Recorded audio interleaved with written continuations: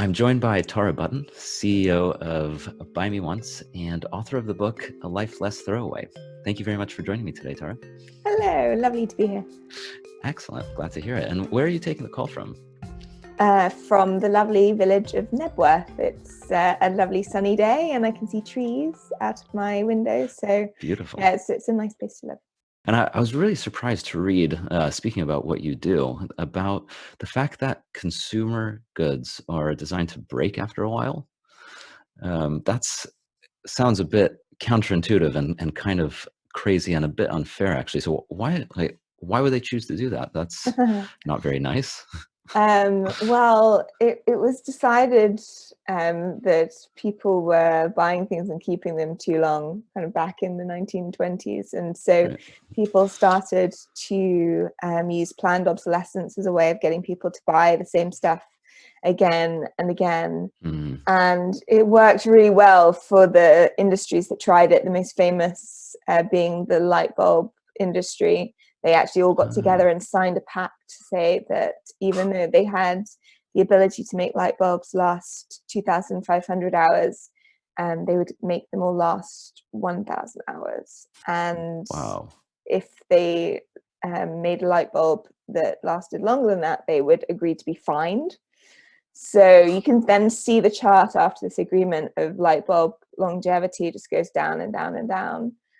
Which is really sad. But essentially what companies found is that so long as they could market the goods as something that was attractive to buy, the longevity could be stripped out of it.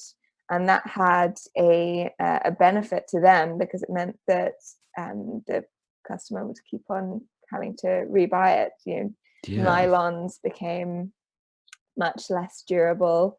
And it's not as simple as people like putting kill chips in our blenders, although I think sometimes it feels like that happens just Is that a after real warranty.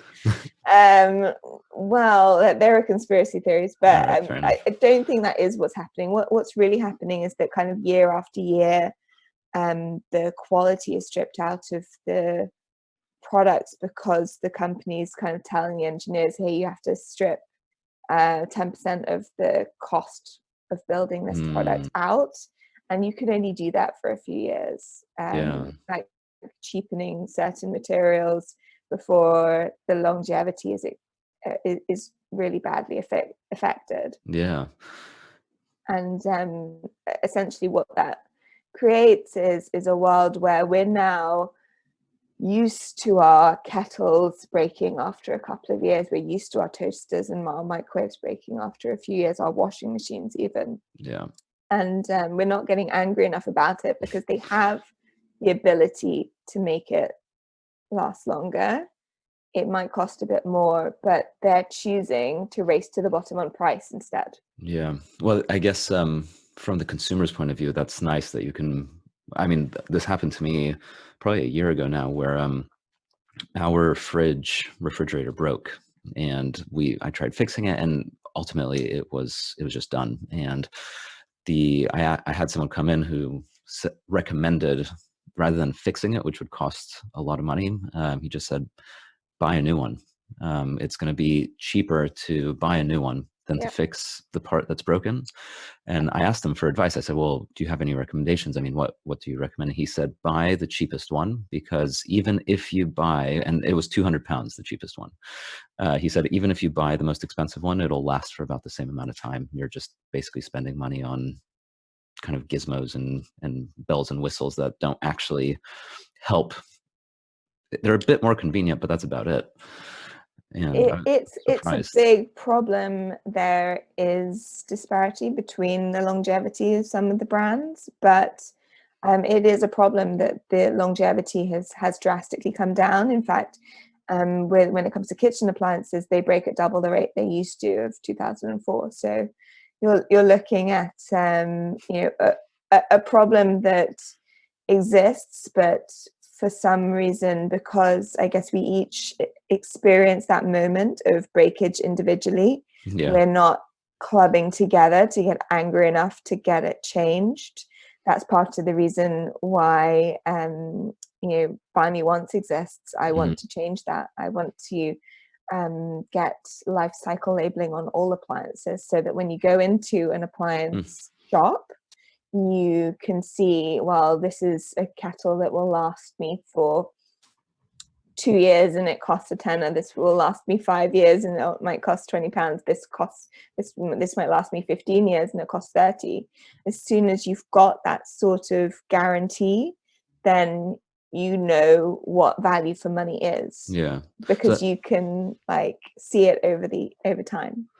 so that life cycle label would basically just say how long the product should last for, or how long it's designed to last for.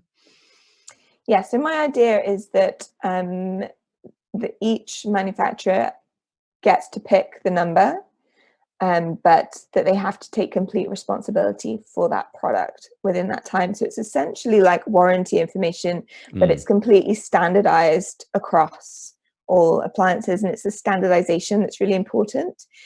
We know that when energy efficiency labeling came in, that it had a massive effect on the way that people bought things. They looked at the energy efficiency label and they went, oh, well, this is actually a little bit more of an expensive machine, but because it's more energy efficient, it'll save me money Mhm. on my electricity bill. And so it got them to think beyond just the original price. Yeah. So it's And almost so, like a guarantee to a certain degree. yeah, it, Oh, it, which it is, but yeah. it would have to be kind of enforceable in terms of what it meant by law, and it would have to be completely kind of standardized. And that way you can say, this is the price per year of this product.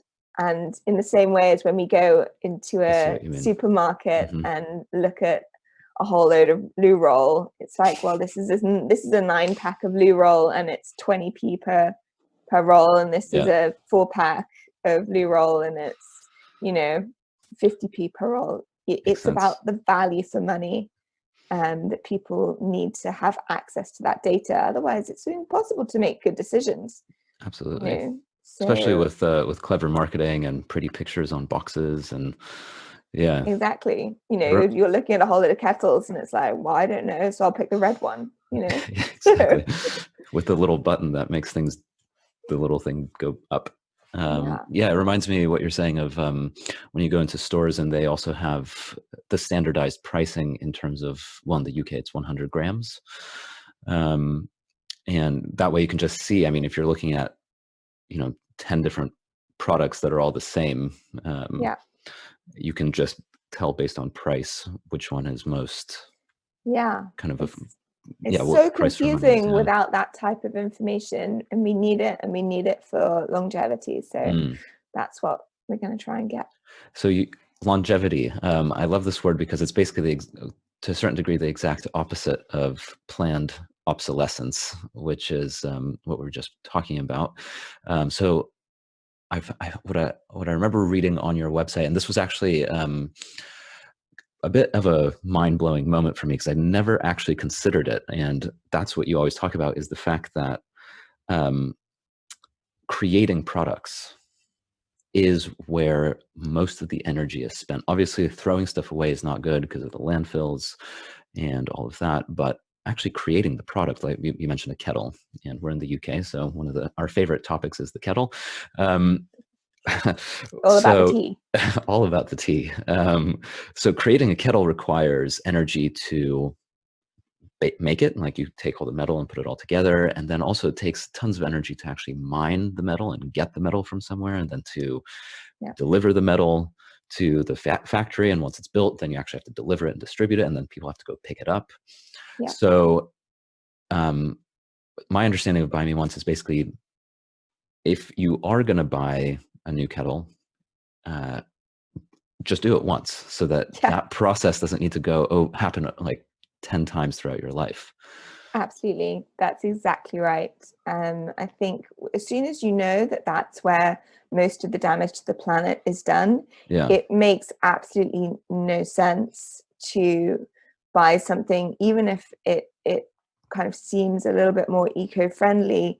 If you have to buy it 10 times, that completely wipes out the benefits that Mhm. that kind of carbon neutral thing kind of Yeah. gives you. So it's really important that we think about longevity when we think about the mix of eco buying. In almost every study that I've seen, the longer lasting product is the more eco-friendly product, just because more energy doesn't have to go into it, and it can be used multiple times by multiple people. It Hmm. holds its value. It can just continue to be a good source of something in the world. So Yeah. part of the forces that kind of swing us away from that is not just planned obsolescence, but psychological obsolescence. So fashion and Mm. things like that. It's not the fact that the product can't survive. It's the fact that we're told that the product isn't good enough anymore. Oh, it's so 80s. Why do you still have that? It's so dated. How can you still have that sofa in your house?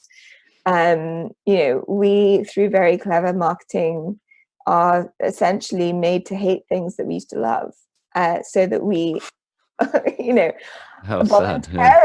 voluntarily throw them away and buy new stuff. Yeah.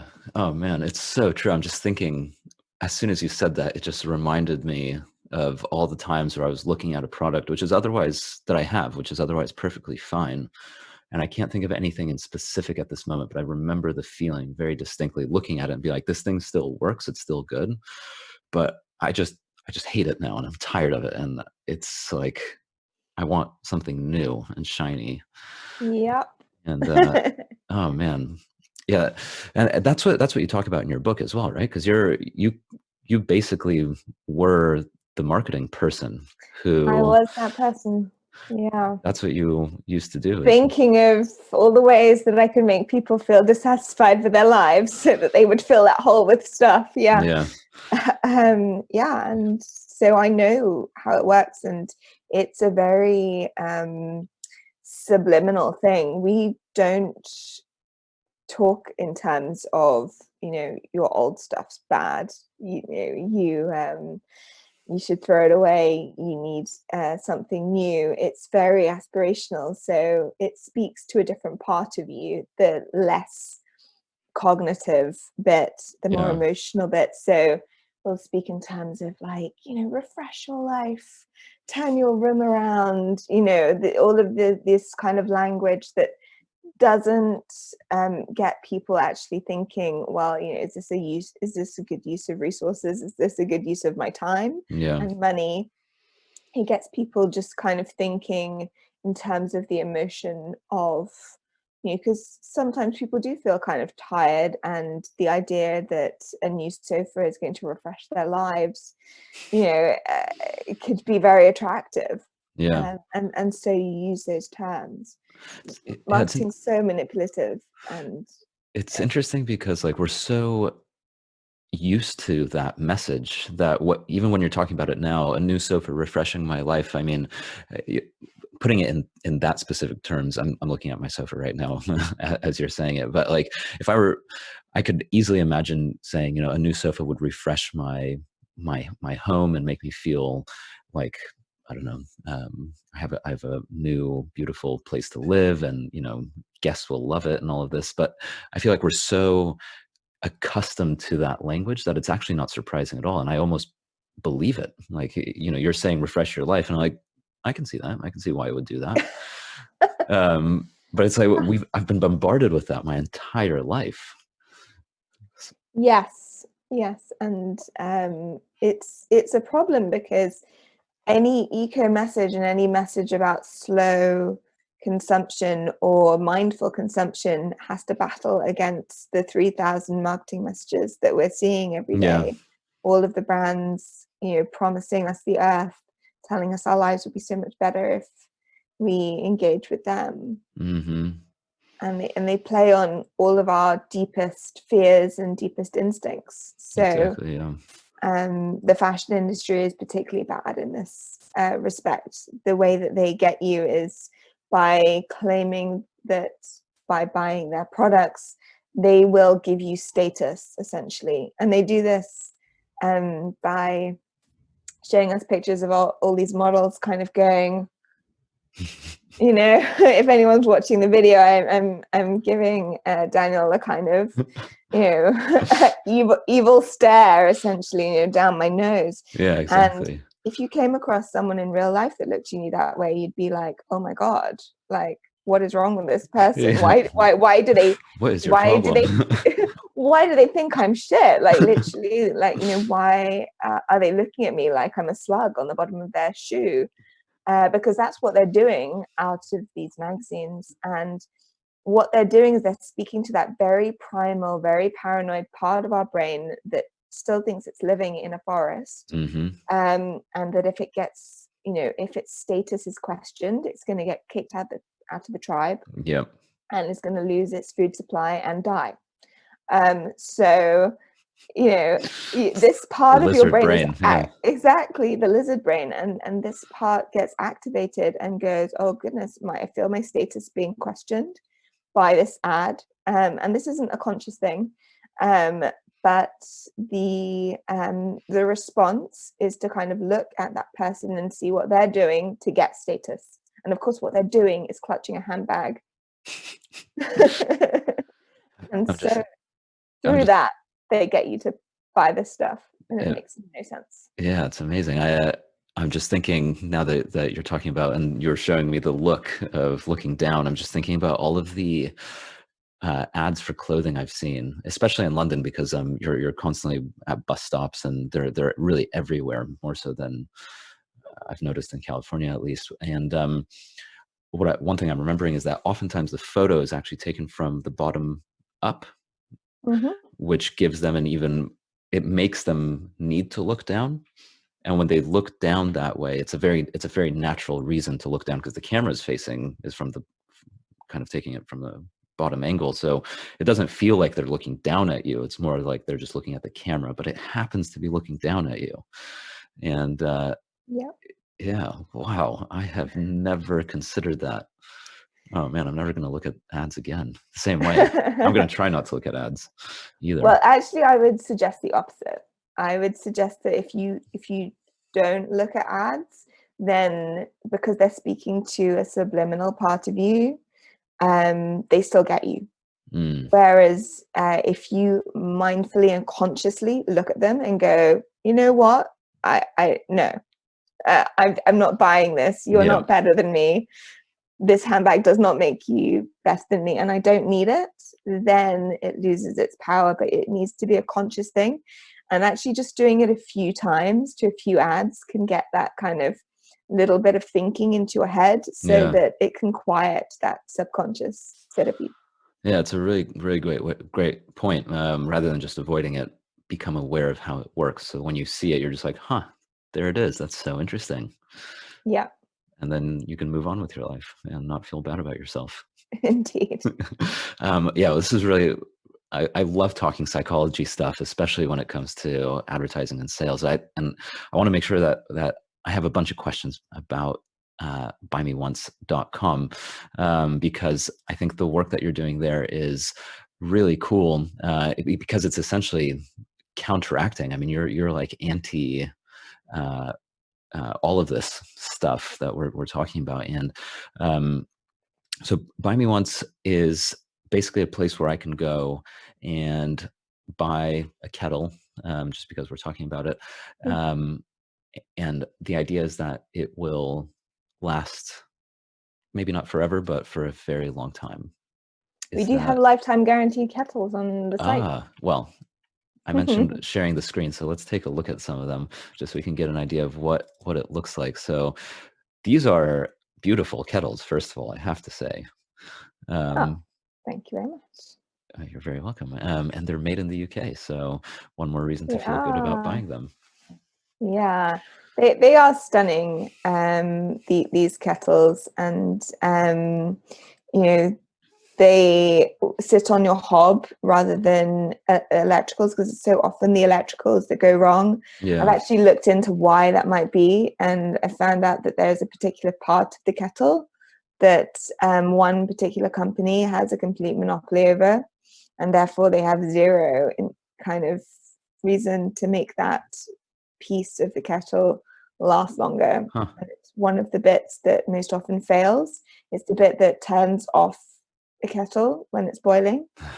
You know, I've seen that before. It's so so many annoying. people end up with a pencil like stuck in the top of their kettle because they need to keep it down. That's gone wrong essentially. Oh, wow. If if uh, if you're ending up with a pencil in your kettle. So actually, one of the best ways to make your kettle last longer is to skip the electrics and go for a hob kettle. So you've got the fancy kettles. The Richmond Kettle Company make really beautiful kind of heirloom, the kind of thing that you'll pass down to your grandchildren. Yeah. They are a bit more expensive, but Hmm. if you just want a very functional kettle, then you've got the kind of stellar Oh, yes. stainless steel stovetop, which is kind of just really sturdy and will last a very long time as well. Yeah, what's cool about these kettles, and I mean, there's so many products that we can look at. I think we may as well just stick with kettles, just because otherwise we'll spend 2 hours just clicking on all the products, which I recommend everyone do, and I really enjoy doing it myself. But yeah, I mean, what's cool about them is they're. If I were to walk into a kitchen and saw one of these kettles, I would want to ask the person about it, because it's very much a statement piece. It's like you said, it looks very heirloom. Um, and you mentioned expensive, so I think it is interesting to talk about the price, because obviously, I mean, I think if you go on, Amazon.com, for example, you'll see kettles that start at, rather than here they're 225 pounds or 235 pounds, you can Mhm. probably buy a kettle for 15 or 20 quid, Yeah. if you're interested in that. So, and I know this, I'm convinced you get this question all the time, but I'm interested in asking anyway. How would, I mean, there are people who are going to say, I can't afford to pay 225 pounds for a kettle. What's Yes. the answer to that? Well, I think the answer to that is if you can't afford to buy it, then definitely don't. Right. Um, Fair enough. and That's easy. it's not about saying that you have to spend this type of money.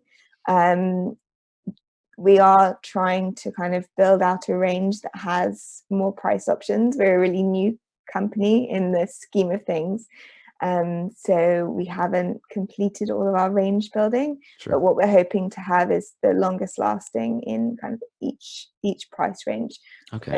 as much as possible, so long as it meets our standards of longevity. Hmm. But what I would say is that, if you if this is out of your price range, and to be honest, I think with this particular example, it's out of quite a lot of people's price range. This is quite an exceptional, a handmade heirloom Right. I see. object. So it's got more than just kind of functionality in Hmm. there as well, kind of adding to that price. Um, but kind of buying a second-hand version of Okay. a BuyMeOnce product, I would highly recommend, because Hmm.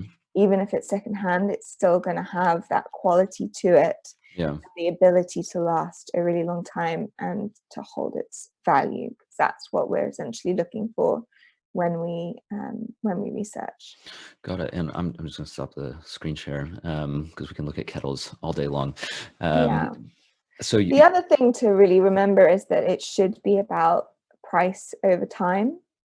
just Um, the life cycle assessment yeah, thing you so talked about earlier. exactly. So you said on Amazon you can get a kettle for £15. That's probably completely kind of correct.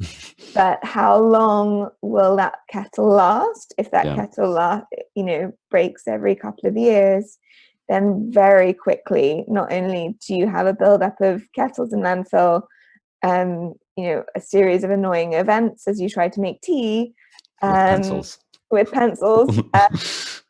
It also means that, actually quite quickly, the longer lasting version earns itself out, Yeah. essentially. So the 40, 50, 80 pound kettles can very quickly become good value for money if they're lasting kind of 20 years, 30 years, 40 Hmm. years, which they should have the ability to do.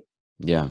It reminds me again of the conversation I had with the person who told me to replace my fridge. He said that his, I think he was saying, his mom or something still has the same fridge from like the 60s. And it's just very basic fridge. And, it may not have cool digital buttons all over it, but it still works. Yeah. And, it's not If in that doubt, fancy. Yeah. go for simplicity, go for the most reliable brands that with a kind of really simple interface, because the more gizmos and gadgets, Yeah, the more there is to go wrong. exactly. And Yeah. at the end of the day, what do you really need from a fridge? You just need it to be cold. Yeah. So long as it's cold, And the door has to open and close.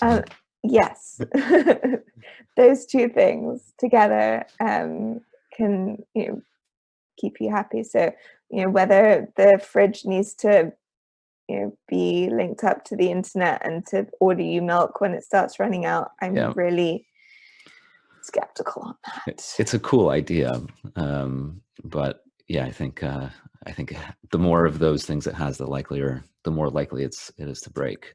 Yes. I'm really interested in you mentioned your standards of longevity, because I know that I've read about um, the way you pick products. There's a pretty in-depth research process, right? There's like the 5-point rating system.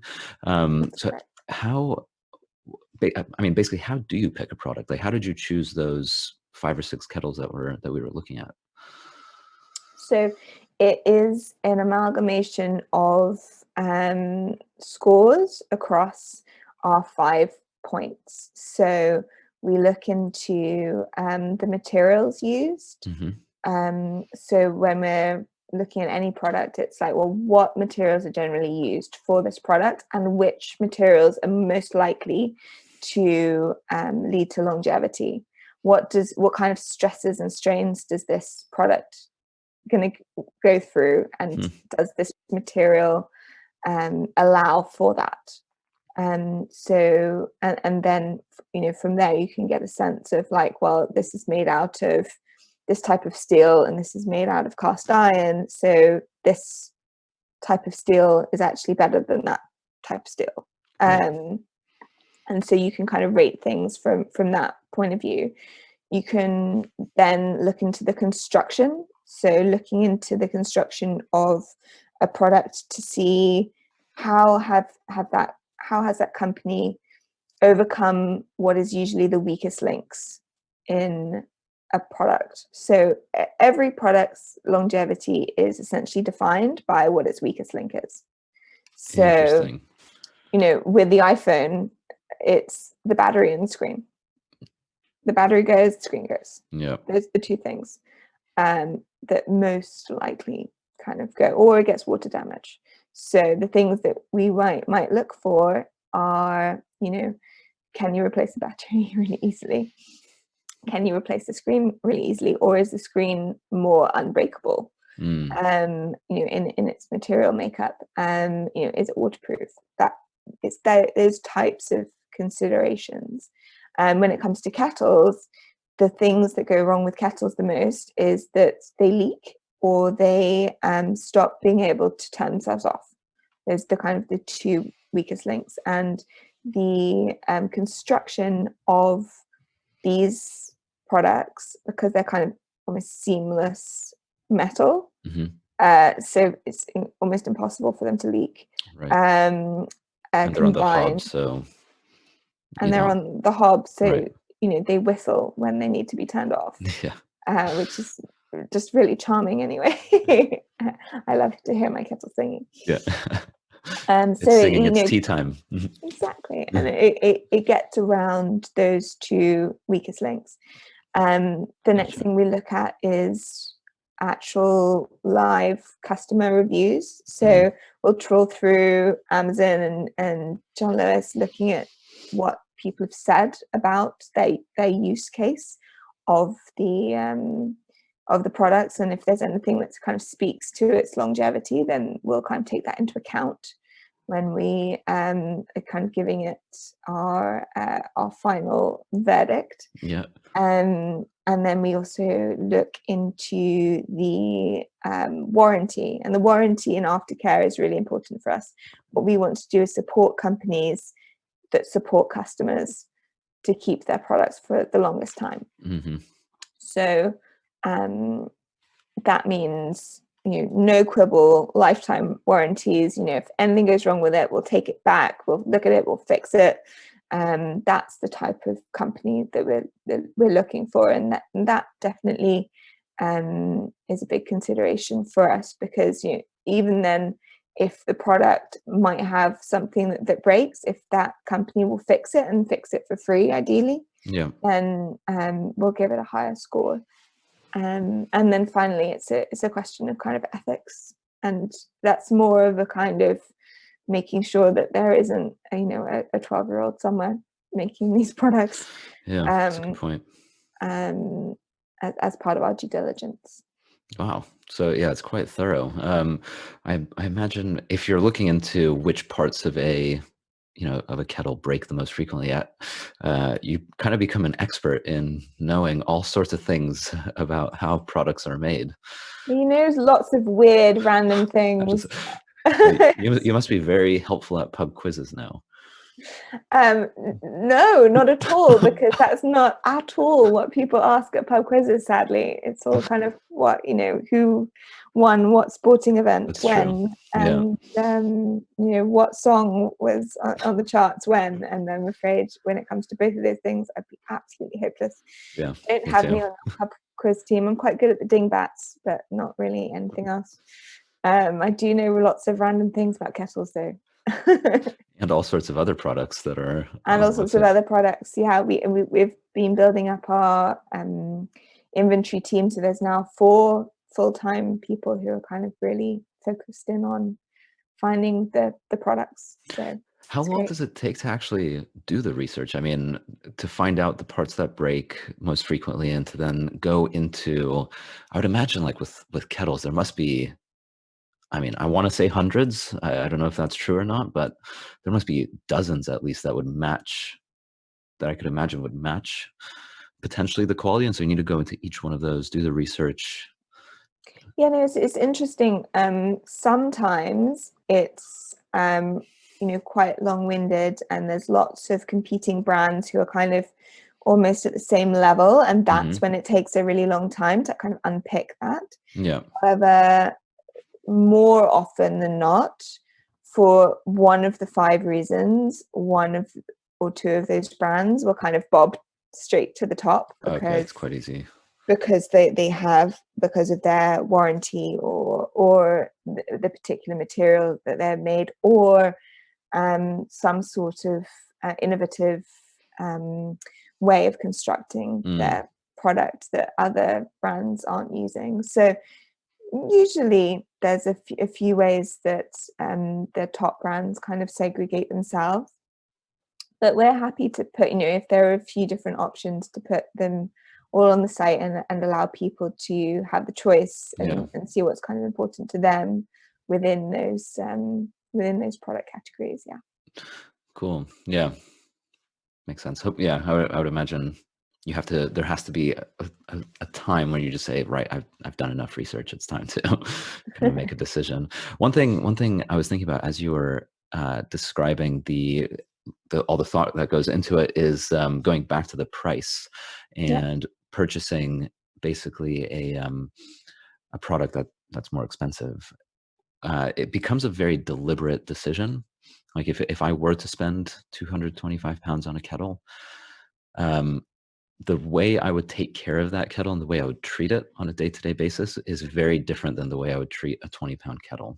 Um, Yes. and I'm just thinking about, I saw a recent blog post on your site just now about a headphones that have a 4-year guarantee, Hmm. Yeah. which is quite long for headphones, I imagine. And Yeah, that you can only get them at BuyMeOnce at the moment. I think we managed to get them to. They're very cool, kind of modular mm, headphones, and you get to choose kind of each piece and put it oh, together. wow. And so we went to them and we were like, well, if you were to put together your most long-lasting kind of construction, just for us and our customers, what would that look like? And would you be happy to put a longer warranty on it because you're picking all the very best parts? Yeah. And so they did that for us. So That's awesome. we're really really happy with that. Yeah, it's exciting. That's really cool. And the people who would buy that, I mean, I didn't see the price, but I imagine it's more than 20 quid. You Right. you you would really take care of it. You know, it's like it becomes so it's like these headphones I have there. I know they're quite a bit more expensive. They're an investment. They're actually a gift and an investment. And yeah, I mean, I every time I stop using them, I carefully fold them back and put them in the pouch, and and I've had them Yeah. for over 2 years, and they look pretty much they're as good as new. Yes. And I would never think of replacing them. There's no need. And this is how people used to take care of their Yeah, products. If you look at our grandparents and our great grandparents, products weren't these throwaway things mass manufactured in China. To own something that you used meant something, and because products were generally more expensive back then, and so you would take care of it, and we've got out of the habit of doing that. So yeah, part of the joy of owning a long-lasting product is the care of it, and the wanting to take care of it, that it mm, feels worthy of care, yeah. rather than something that's like, oh well, if it breaks, I'll just get another one. There's no joy in that. One thing that you've inspired me to do, I haven't done it yet, but I will soon, is to invest in a really nice umbrella. Because yeah, as soon as I saw or I read how many times umbrellas can be replaced, and I just thought, especially living in London, I mean, it's Yeah, the embarrassing. average Brit Yeah, buys 1.1 umbrellas a year. So even that's if if you it's a don't lose cheap them. one, Yeah, yeah. Well, I mean, they buy 1.1 umbrellas a year either because they break or they lose them. Um, but I have to say, if you buy a lifetime umbrella, never lose you that one. you don't lose it. Yeah, I mean, I am the worst for losing things. I have ADHD, which makes me particularly susceptible for putting things down and then forgetting it. However, I've never lost this umbrella. I'm convinced I'm gonna get one. I've always wanted a really cool, nice umbrella that makes me, yeah, like you walk down the street and it just looks beautiful, and it doesn't Yeah. break in the wind, and Yeah. or just from opening it. Yeah. Those are my favorite types of umbrellas. You open it and it breaks because it was opened. Yeah. Yeah, great. Yeah, exactly. Perfect. That's what you want. Yeah. I'm conscious of time. So one Sure. question I always like to ask, more of as to inspire me to be more environmentally friendly in my life, is what do you do aside from having Buy Me Once and investing in really high quality products? What do you do on a day-to-day basis to be environmentally friendly? In terms of being environmentally friendly on a day-to-day basis, a lot of it does kind of go back to the products that I choose to have in my life, Hmm. because I've chosen them because they allow me to not buy throwaway things. Yeah. So um, I, unless I have a stinking cold, I'll use a handkerchief instead of throwaway Oh, wow. hankies. The zero waste movement and the kind of all the things that kind of go around that. Taking a Tupperware to the butchers, Hmm. rather than getting throwaway bags, and we order a vegetable box in because that's the only way we seem to be able to manage to get plastic-free vegetables. Yeah. There's You move to the countryside and you think that there's going to be amazing farmers markets, but they're all in London. Mm. It's really annoying. Yeah, kind of counterintuitive. Wouldn't imagine that. Yeah. So we've had to all kind of order in our veg. So, and then I think interestingly, I'm more and more aware about the chemicals that are being used in my life in general, but also in the world. So choosing washing powder and Mm, washing up liquid that is going out into the waterways. yeah. I'm now pretty up on not wanting to add to the toxicity of the planet. Yeah, that's a really, really important. I actually recently spoke with the CEO of Delphis Eco, um, Yes. and he was explaining just um, how bad that situation is when you use, like a product that has bleach in it, and it ends up in the waterways, and like it's so easy for it to end up in the waterway. And not only that, but when you like spray stuff, that smell. Actually, speaking of marketing, he was saying that that smell is supposed to make you think it's clean, regardless of whether or not you're actually cleaning stuff. Like you might Yes. just be moving dirt around, but it smells lemony fresh, and you're like, "Oh, nice, job Yeah, well done." But definitely. actually, you're just inhaling these chemicals that are really bad for you and Yeah. fooling you, essentially.